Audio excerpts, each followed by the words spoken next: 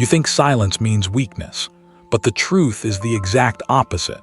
Silence is not the absence of power. It is the womb in which power is born. Words scatter like seeds in the wind, but silence is the soil that makes them take root. Most people fear silence because it strips away the masks they wear, the excuses they rehearse, the roles they cling to. Yet beneath that fear lies a magnetic pull, a truth that unsettles and seduces. Silence reveals more than speech ever could. A woman who chooses silence in a world addicted to noise becomes unreadable. She is no longer predictable, no longer trapped in the theater of reaction. She steps into the realm of the silent oracle, an archetype both feared and revered, the figure whose stillness burns brighter than 1,000 proclamations. Men lean forward to decode her. Women sense an unsettling mirror, and the world aches for her explanation, yet she gives none. In her silence, she takes possession of her own mystery. Psychology shows us that projection thrives in the vacuum of the unknown.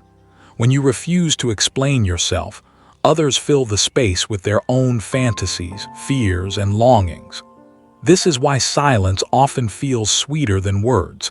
It grants control not through force, but through absence. It awakens archetypal hunger, the need to interpret the figure before us. Jung knew that the unconscious speaks in symbols, not speeches. Silence, then, is the ultimate symbol, the blank canvas upon which others reveal themselves. Consider the woman who argues endlessly, defending her worth, explaining her choices. Each word is a thread that binds her tighter to the expectations of others. Now consider the woman who listens, who does not rush to justify, who lets the tension breathe. The room grows heavier, hearts beat faster, and without a word she has inverted the dynamic. The ego of the other begins to wobble. Silence forces them to face their own shadow. This is why silence can taste sweeter than words. Words may win battles, but silence wins wars within the psyche. Every unspoken sentence becomes a mirror, every pause a challenge. In that tension, the truth emerges, not the truth spoken, but the truth revealed. You begin to see the fragility of those who depend on noise to anchor themselves, and you taste the freedom that comes when you no longer do. But silence is not passive. It is not resignation or withdrawal. It is a deliberate stance, a sword held behind the veil. When you choose not to respond, not to explain, not to feed the ravenous mouths of expectation, you are claiming the throne of your own inner temple. The silent oracle does not shout her wisdom into the market square. She waits for the seeker who dares approach. And in that waiting, she filters the worthy from the unworthy. Imagine a conversation where the urge to explain rises in your chest like fire. Your throat tightens, words gather, yet you hold them back. The silence stretches, and in that stretch, something remarkable happens. The other reveals themselves. Their insecurity leaks through their tone, their desire for validation trembles at the edges. By not speaking, you give them the rope with which their own shadow ties the knot. And you sit in calm observation, untouchable. This is why silence is not absence but presence. It is the most commanding presence of all. In Jungian terms, it is the confrontation with the self, the stripping away of the ego's endless chatter. Silence terrifies because it exposes what remains when the noise dies. Yet if you can endure that exposure, if you can taste the sweetness of that stillness, you discover sovereignty. The question is whether you can stand in that silence without flinching. Can you resist the compulsion to explain, to please, to soften the weight of your presence? Can you bear the tension that silence creates, knowing that tension is the crucible of transformation? Most cannot. They collapse into words, into apologies, into justifications. But the one who holds her silence becomes unforgettable. And this is where the red thread begins to weave itself, a thread that will carry us deeper into the labyrinth. For silence is not only a weapon, it is also a mirror. It reflects not just others, but yourself. The question is, when the world quiets and your words dissolve, What face will you see staring back from the stillness? In the stillness, the first face to emerge is rarely gentle. It is the shadow, the neglected twin who lives beneath the surface. Silence strips away the curtain, and suddenly there it is. Your fear of being overlooked, your hunger for validation, your trembling need to be heard. The moment you choose silence, these buried impulses awaken like restless spirits, demanding their say. They whisper that without words you will vanish. They warn that if you do not explain yourself, you will be misunderstood, dismissed, erased. And yet, paradoxically, this is exactly where silence begins its alchemy. For what is misunderstood is not always to be feared. What if misunderstanding became a veil that protects you, a mist that keeps you beyond reach? What if silence turns you into the riddle others cannot solve? Jung reminds us that the unconscious thrives on symbols because they resist simple translation. To live as symbol rather than slogan is to live beyond capture. A woman who dwells in silence embodies the symbol of the oracle. Her power cannot be consumed, only approached. This is why silence becomes sweeter than words. Words lock you into fixed meaning, while silence keeps you fluid, untouchable, inexhaustible. In silence, you do not shrink, you expand. Others can try to define you, but their definitions fall short because every word leaves out more than it includes. And so the more they speak about you, the less they truly know. Your silence becomes the shield that guards your mystery, and mystery is the magnet of desire. But do not be deceived, this path is not without fire. The human ego rages against silence. It craves recognition, it wants to be seen and affirmed. To deny the ego its endless speeches feels like starvation. This is why many women break too soon. They fear the discomfort, they rush to fill the gap, they mistake silence for powerlessness.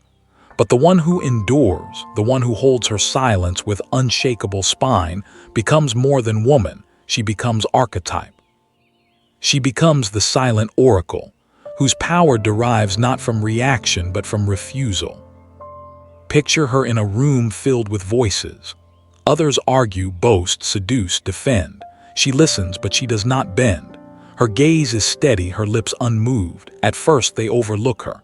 Then curiosity grows. Why does she not join the game? The silence wraps her like a cloak. Soon all eyes drift back to her, pulled by gravity stronger than sound. She says nothing, yet every presence in the room revolves around hers. This is the paradox. Silence dethrones the noise. From a psychological view, silence invites projection. The less you reveal, the more others reveal themselves. In silence, you offer no hooks, no footholds. Their fantasies emerge unchecked. One man sees coldness, another sees wisdom, another feels threatened. But all of these are mirrors of their own inner landscapes. Your silence does not belong to them. It belongs to you. Their projections are evidence of their hunger, not your lack. And here lies the microaction hidden in plain sight. The next time the urge to explain rises, resist it. Hold the silence just one breath longer. Observe what happens not to them but to you. Notice the fire in your chest, the itch in your throat, the inner voice screaming to break free. Watch it without obeying. In that moment you will see the truth. You are not ruled by impulse. You are capable of holding your power, of letting others writhe in the discomfort of not knowing. That discomfort is the space in which respect is born. But there is a deeper thread weaving through this dance. Silence does not only disarm others, it awakens your own intuition. In the absence of noise, the voice of the unconscious grows clearer. The whispers of the soul, drowned out by chatter, begin to rise. You may feel visions stir, emotions long buried surface, symbols flicker across the canvas of your mind. Silence opens the door to inner knowing, the kind of knowing that cannot be spoken, only lived. And this knowing changes everything. It gives you the ability to act not from reaction but from alignment. Your words, when they finally arrive, come sharpened by restraint, infused with weight. A single sentence from silence carries more force than a river of explanation. This is why silence tastes sweeter, because it transforms words from noise into nectar. But sweetness always tempts danger. Those unaccustomed to power born of silence will attempt to break it. They will provoke, they will demand answers, they will throw their words like stones against the wall of your composure. Will you shatter? Or will you let the stones fall harmless at your feet, knowing the wall is stronger than the storm? This is where silence ceases to be strategy and becomes sovereignty. And sovereignty is not merely a stance, it is a destiny. Yet destiny carries its own trials, and silence is never the final destination. For in the stillness lies a question deeper than any projection. What do you hear when you listen only to yourself? In that listening, a strange unease emerges. The silence that once shielded you now becomes a mirror so clear it feels unbearable. Without distraction, you face the whispers of your own psyche, the parts of yourself you would rather leave buried. The hunger for approval, the wounds of rejection, the echoes of betrayal, they rise from the depths like ghosts long forgotten. Silence does not protect you from them. It calls them forth. And this is where its sweetness turns bitter, forcing you into confrontation with the truth you cannot speak. Jung understood that silence is the doorway to the unconscious, and the unconscious is not gentle. It brings forth the shadow, those desires and fears you deny but cannot destroy.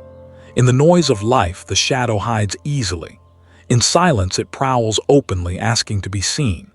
You may discover envy lurking in your gaze, anger trembling in your chest, or longing so deep it feels endless. These are not enemies. They are signals. They are fragments of you that have been silenced longer than any words withheld from the world. The silent oracle archetype holds her power because she has walked through this storm. She has sat in silence not only with others but with herself. She has heard the voices of her own shadow, and rather than drowning them out, she has listened. This is the crucible, silence as confrontation. Only by enduring the scream of your inner ghosts does silence transform from absence into presence, from withholding into wisdom. Picture yourself in the late hours of night, the world hushed, no messages arriving, no voices calling, only the hum of your own thoughts. At first they chatter with trivial noise. Then one thought lingers longer, a memory, a face, a feeling you never gave full breath to. You try to push it away, but silence has no distractions to offer. It holds you there, forces you to feel it fully. And in that uncomfortable stillness, something shifts. The feeling loses its grip, and what remains is not weakness but clarity. This is why silence is both terrifying and liberating. It threatens to strip you bare, yet it also offers rebirth. If you can endure the presence of your shadow without rushing back into distraction, you reclaim the energy it has held hostage. Every unacknowledged fear drains you. Every denied longing fragments you. But in silence, you gather them back. You become whole again, piece by piece. This is individuation, not the destruction of the shadow, but its integration. And once the shadow is integrated, silence no longer tastes bitter. It becomes sweet again, but with a depth that cannot be shaken.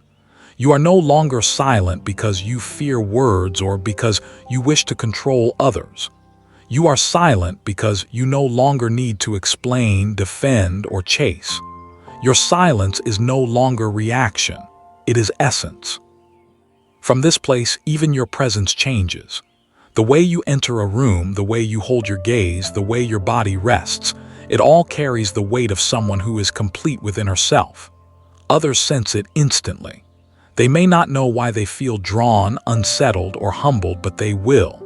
You embody the paradox of silence, still yet commanding, gentle yet unyielding, invisible yet unforgettable. But beware the temptation to weaponize this prematurely. Silence without inner integration becomes emptiness, a hollow performance of control. It may hold attention briefly, but it cannot endure. True silence, the kind that tastes sweeter than words, must be rooted in self-knowledge. Without that, it becomes a mask. With it, it becomes a crown. So the invitation is simple yet brutal. Will you allow silence to strip you of your illusions?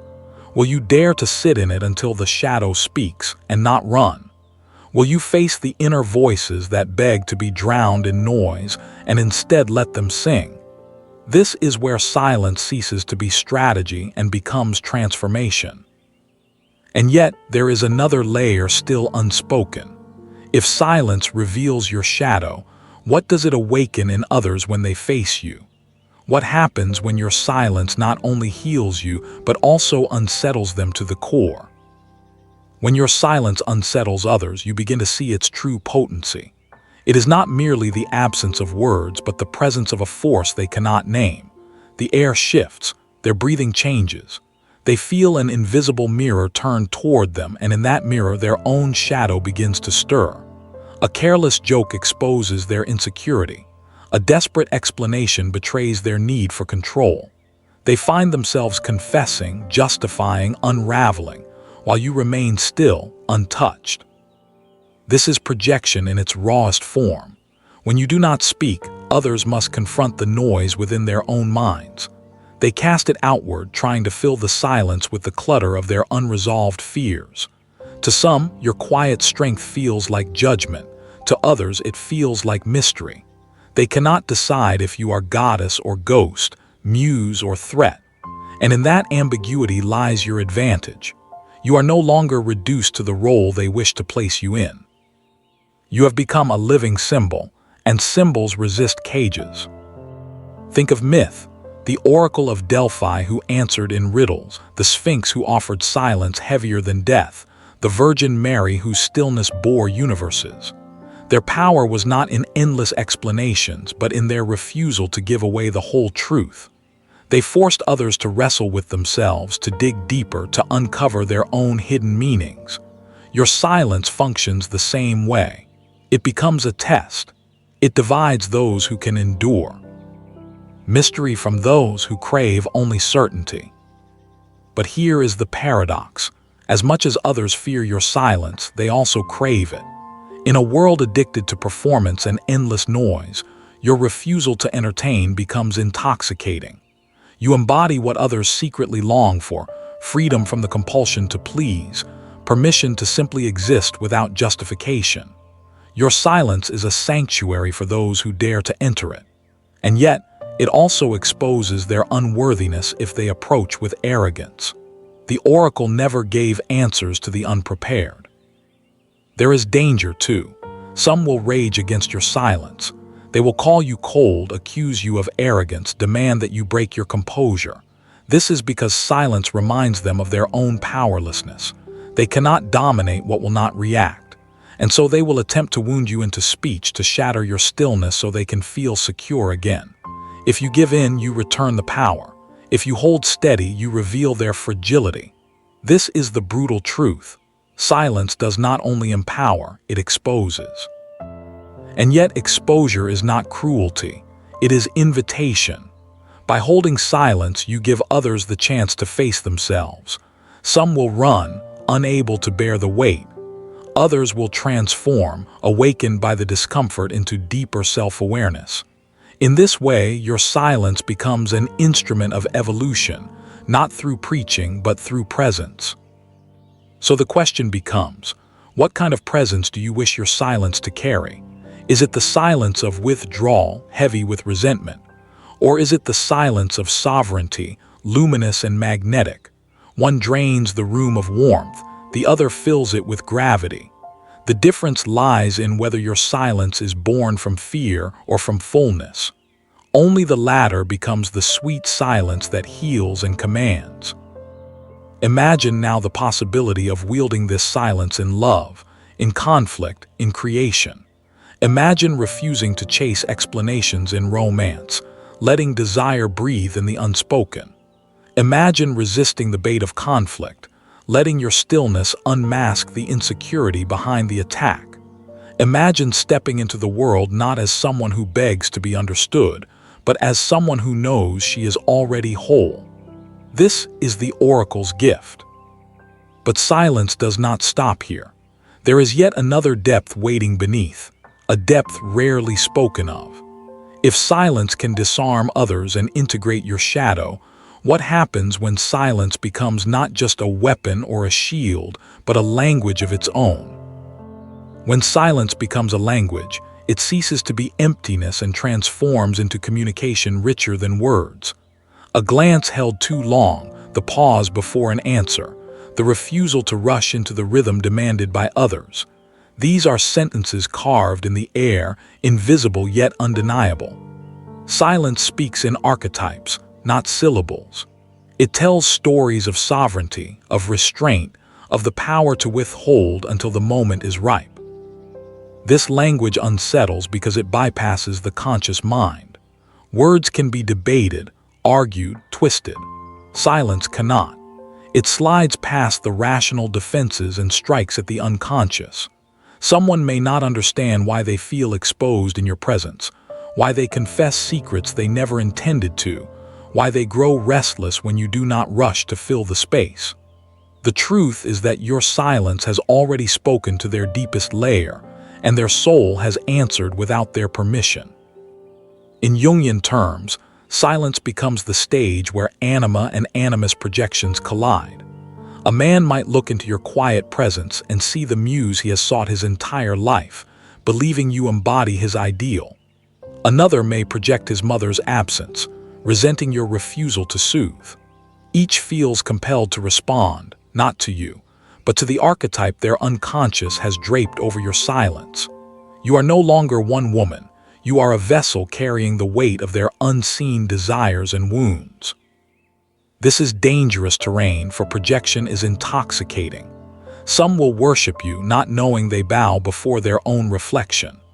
Others will despise you, not realizing they battle their own neglected parts. If you forget this, if you confuse their projections with your essence, you risk losing yourself in their illusions. But if you remember that silence is mirror, not mask, you remain sovereign. You watch them reveal themselves and you remain whole. This is the true sweetness of silence. It is not the absence of dialogue, but the deepest dialogue of all. It is not withdrawal from life, but immersion into its hidden currents. Through silence, you learn to listen not to words, but to the tremors beneath them, the tightening jaw, the shifting breath, the eyes that flicker with things unspoken. You begin to read the unconscious as if it were a book left open before you, and this literacy cannot be unlearned. Yet the sweetness is sharpened by cost. To speak the language of silence is to live at the edge of isolation. Many will misunderstand, labeling you distant, cold, unyielding. Few will recognize the depth of connection you are offering. Silence does not flatter the ego. It does not make others feel safe in their illusions. It strips them, forces them into raw presence. Only those willing to face themselves will stay. The rest will flee. But what remains is gold. Those who stay in your silence, who breathe with you in the unspoken, are rare. With them, silence no longer feels like absence but communion. Lovers who can share silence know a bond stronger than words. Friends who sit together without performance know trust that cannot be shaken. Silence becomes the temple where true connection is sanctified. So the microaction sharpens. Instead of rushing to fill the next silence, lean into it. Let the pause breathe. Watch how others handle it. Notice who grows frantic, who grows vulnerable, who grows closer. This observation will teach you more about their essence than hours of conversation. In silence, masks slip. In silence, truths reveal themselves. And yet, even this is not the end. There is one more depth where silence leads, one final transformation. For if silence can disarm others, integrate your shadow, and speak its own language, what happens when silence becomes not just communication but creation? When silence ripens into creation, it no longer serves as shield or mirror alone, it becomes womb. Out of silence, new realities are born. Every myth whispers of this, the universe emerging from the void, light breaking through primordial darkness, the first breath rising from endless stillness. Creation does not begin in noise. It begins in the pause before sound, in the hush that gathers strength until it overflows. The same is true within you. When you master silence, you master the space where imagination incubates. The noise of the world scatters attention outward, but silence gathers it inward, pulling threads of unconscious material to the surface. Dreams, visions, ideas long dormant, they stir in the stillness, forming shapes you could not see while chasing words. This is why silence is not merely sweeter than speech but richer, because it does not only reveal what already exists, it conceives what does not yet. The silent oracle archetype embodies this truth. She is not merely guardian of hidden knowledge, she is its source. Her silence is the wellspring from which prophecy flows, not because she speaks much, but because she knows when to withhold, when to wait, when to let the unseen gestate. Her stillness is not vacancy but fullness. In it, symbols gather, and when she finally speaks, her words carry the weight of worlds. This is a model for your own power. If you learn to abide in silence without fleeing its discomfort, you discover it is not empty but fertile. What you thought was void is seedbed. Ideas begin to crystallize, visions for your life take form, boundaries clarify themselves. You no longer need to plan compulsively, to speak endlessly of what you intend. The silence does the weaving, and when the time comes, your action emerges with a clarity that cuts through confusion.